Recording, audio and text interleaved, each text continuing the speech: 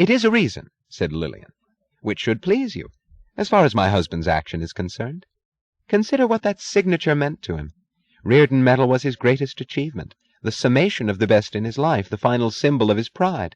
And my husband, as you have reason to know, is an extremely passionate man, his pride in himself being perhaps his greatest passion. Reardon Medal was more than an achievement to him. It was the symbol of his ability to achieve, of his independence, of his struggle, of his rise. It was his property, his by right.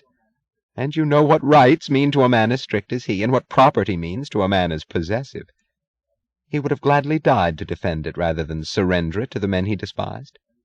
This is what it meant to him, and this is what he gave up. You will be glad to know that he gave it up for your sake, Miss Taggart, for the sake of your reputation and your honor. He signed the gift certificate surrendering Reardon Medal under the threat that the adultery he was carrying on with you would be exposed to the eyes of the world. Oh, yes, we had full proof of it, in every intimate detail. I believe that you hold a philosophy which disapproves of sacrifice, but in this case you are most certainly a woman, so I am sure that you will feel gratification at the magnitude of the sacrifice a man has made for the privilege of using your body. You have undoubtedly taken great pleasure in the nights which he spent in your bed. You may now take pleasure in the knowledge of what those nights have cost him. And since you like bluntness, don't you, Miss Taggart?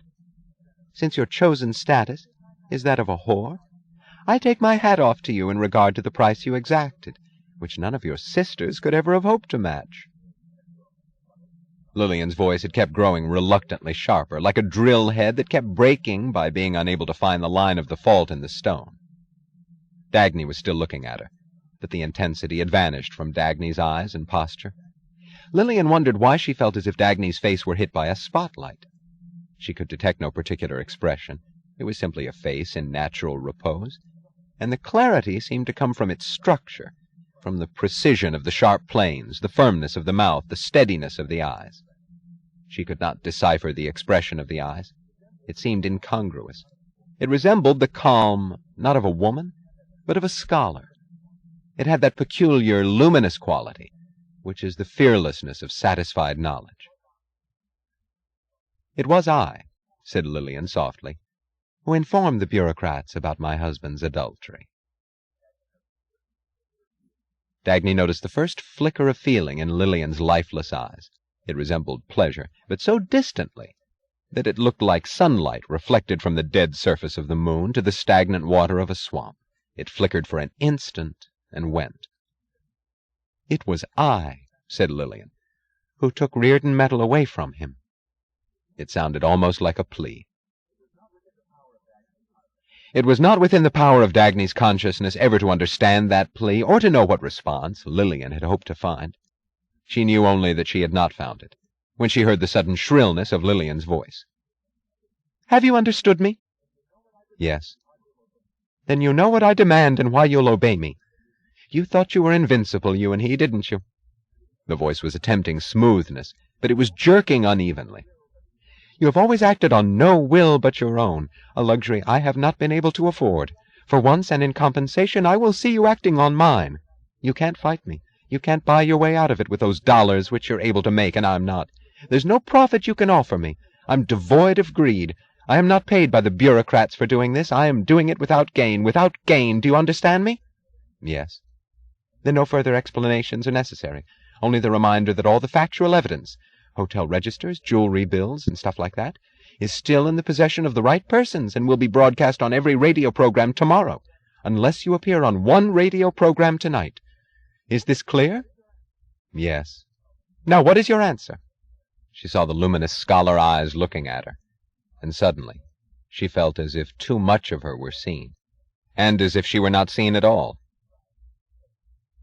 "I am glad that you have told me," said Dagny. "I will appear on Bertram Scudder's broadcast tonight." There was a beam of white light beating down upon the glittering metal of a microphone, in the center of a glass cage imprisoning her with Bertram Scudder. The sparks of glitter were greenish-blue. The microphone was made of Reardon Medal. Above them, beyond a sheet of glass, she could distinguish a booth with 2 rows of faces looking down at her. The lax, anxious face of James Taggart, with Lillian Reardon beside him, her hand resting reassuringly on his arm. a man who had arrived by plane from Washington and had been introduced to her as Chick Morrison, and a group of young men from his staff who talked about percentage curves of intellectual influence and acted like motorcycle cops. Bertram Scudder seemed to be afraid of her. He clung to the microphone, spitting words into its delicate mesh, into the ears of the country, introducing the subject of his program. He was laboring to sound cynical, skeptical, superior, and hysterical together, to sound like a man who sneers at the vanity of all human beliefs, and thereby demands an instantaneous belief from his listeners. A small patch of moisture glistened on the back of his neck. He was describing in overcolored detail her month of convalescence in the lonely cabin of a sheepherder, then her heroic trudging down 50 miles of mountain trails for the sake of resuming her duties to the people in this grave hour of national emergency. And if any of you have been deceived by vicious rumors aimed to undermine your faith in the great social program of our leaders, you may trust the word of Miss Taggart to... She stood looking up at the white beam. Specks of dust were whirling in the beam, and she noticed that one of them was alive. It was a gnat, with a tiny sparkle in place of its beating wings. It was struggling for some frantic purpose of its own, and she watched it, feeling as distant from its purpose as from that of the world. Miss Taggart is an impartial observer, a brilliant businesswoman who has often been critical of the government in the past, and who may be said to represent the extreme conservative viewpoint held by such giants of industry as Hank Rearden. Yet even she wondered at how easy it felt when one did not have to feel. She seemed to be standing naked on public display, and a beam of light was enough to support her, because there was no weight of pain in her, no hope, no regret, no concern, no future. And now, ladies and gentlemen, I will present to you the heroine of this night, our most uncommon guest, the... Pain came back to her in a sudden piercing stab, like a long splinter from the glass of a protective wall shattered by the knowledge that the next words would be hers. It came back for the brief length of a name in her mind, the name of the man she had called the Destroyer. She did not want him to hear what she would now have to say. If you hear it, the pain was like a voice crying it to him.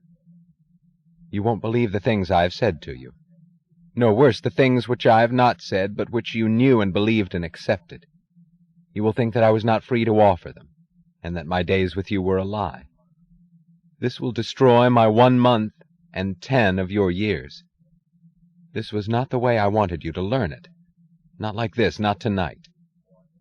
But you will, you who've watched and known my every movement, you who are watching me now wherever you are, you will hear it. But it has to be said. The last descendant of an illustrious name in our industrial history, the woman executive, possibly only in America, the operating vice president of a great railroad, Miss Dagny Taggart. Then she felt the touch of Rearden metal as her hand closed over the stem of the microphone. And it was suddenly easy. Not with the drugged ease of indifference, but with the bright, clear, living ease of action.